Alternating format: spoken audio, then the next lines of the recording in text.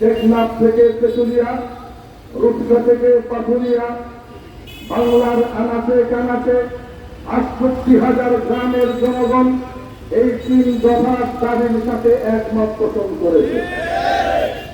আমাদের দাবির মধ্যে একটি দাবি, এই বাংলাদেশের জনগণের দুঃখ বেদনার সাথে একাত্মতা পোষণ করে আমাদের বর্তমান ভোটারবিহীন এবং জবরদখলকারী সরকারের কাছে আমরা আবেদন করেছিলাম নিত্য পণ্য জিনিসের দাম আপনি রোধ করে মানুষের ক্রয় ক্ষমতার মধ্যে রাখুন। কিন্তু দুর্ভাগ্য, আমাদের মাননীয় প্রধানমন্ত্রী জনগণের এই কথাগুলোকে গণভবনে বসে সাংবাদিক সম্মেলন করে জনগণের সাথে উপহাস করে গরিবের নিত্য পণ্য জিনিস দিয়ে উপহাস করে উচ্চ তাচ্ছিল্য করে বক্তব্য প্রদান করে।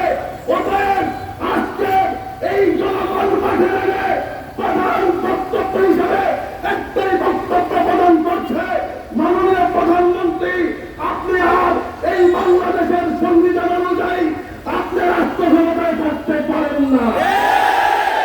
আপনি উপহাস করেন জনগণের আলু নিয়ে, যে আলু 10 টাকা কেজিতে এই মুহূর্তে গত বছর খেয়েছিল। আপনার সরকারের থেকে আপনার মন্ত্রী এমপিরা আপনাদেরকে আর তাদেরকে সিন্ডিকেট করে এদেশের টাকা পাচার করে আপনারা সিঙ্গাপুরের চশমা করেছেন। আপনাদের কাছে লাগে আপনাদের পুরা বাংলাদেশ সিঙ্গাপুর। কেউ এই দেশের টাকা পাচার করে কানাডার চশমা করেছেন। আপনাদের মনে হয় এদেশের পুরা বাংলাদেশ কানাডা হয়ে গেছে। মাননীয় প্রধানমন্ত্রী আপনার ছেলে জয় এই দেশের সিন্ডিকেট করে হাজার হাজার কোটি টাকা পাচার করে আমেরিকাতে বাড়ি জমিয়েছিল। দুর্ভাগ্য, গরিবের টাকা আত্মসাৎ করে সেখানে যাওয়ার পরে সেলফি তুলে রক্ষা করতে পারেন নাই। তার এই টাকা বাজেয়াপ্ত করা হয়েছে। ঘুরিয়ে ফিরিয়ে যতই বলেন না কেন কোন সমস্যা নাই, আমাদের সমস্যা আছে। আপনার বাবার টাকাই দেওয়া, আপনার সমস্যা নাই, এটা আপনার বাবার টাকা।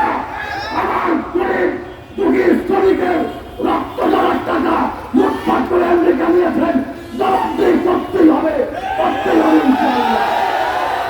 মাননীয় প্রধানমন্ত্রী আপনি বঙ্গভবনে বসে বসে আমাদেরকে রেসিপি দিবেন, বার্গার খান, কাঁঠাল দিয়া আপনি খান, আপনি খান।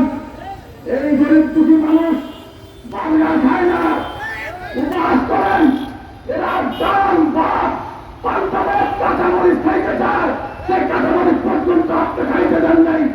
800 টাকা পর্যন্ত আপনি তৈরি করেছেন। আর উপহাস করবেন না, আপনার কথা শোনার জন্য জনগণ প্রস্তুত নয়। অতএব গরিব দুঃখী এই দাবি মেনে নেন। আর বেশি দিন নয়, মাত্র 3 মাস সময়। মনে হয় 3 মাসে পারে না। যদি দাবি না মানেন মনে রাখবেন আপনাকে ক্ষমতাযুক্ত করে জনগণ তাদের নিত্য পণ্য জিনিসের দাম তাদের হাতের নাগালে নিয়ে নেবে ইনশাআল্লাহ। দ্বিতীয় দফা দাবি, মাননীয় প্রধানমন্ত্রী আপনি 1996 সালে আপনি আন্দোলন করেছেন জামাত ইসলামকে নিয়ে নিরপেক্ষ সরকারের আন্ডারে, আপনি নিষ্পত্তি সরকারের আন্ডারে তত্ত্বাবধায়ক সরকারের জন্য আপনি 175 দিন এই বাংলাদেশের মানুষকে হত্যা অবরোধ দিয়ে আপনি কষ্ট দিয়েছিলেন। আপনি সেদিন বলেছিলেন, এই জনগণ সাক্ষী, আপনি বলেছেন দলীয় সরকারের আন্ডারে কোন সুষ্ঠু নির্বাচন হতে পারে না। কোন তথ্য আবার করেন আপনি আপনার বিশ্বাস করতে? 14 সালে বিশ্বাস করেছিলাম, আপনি আমাদের কাছে বাজিয়েছেন। 2018 সালে আপনি বিশ্বাস করে আবার আপনাকে বিশ্বাস করেছিলাম, আপনি দিনের ভোট রাইতে নিয়ে নিতেন। 2024 সাল আপনাকে বিশ্বাস করা হবে না। নির্বাচন দিতে হবে, না হলে গণঅভ্যুত্থানের মাধ্যমে আপনাকে পিছিয়ে ক্ষমতাযুক্ত করে এই বাংলার জমিনে বিকেলের আওতায় আনা হবে ইনশাআল্লাহ। সেই বক্তব্য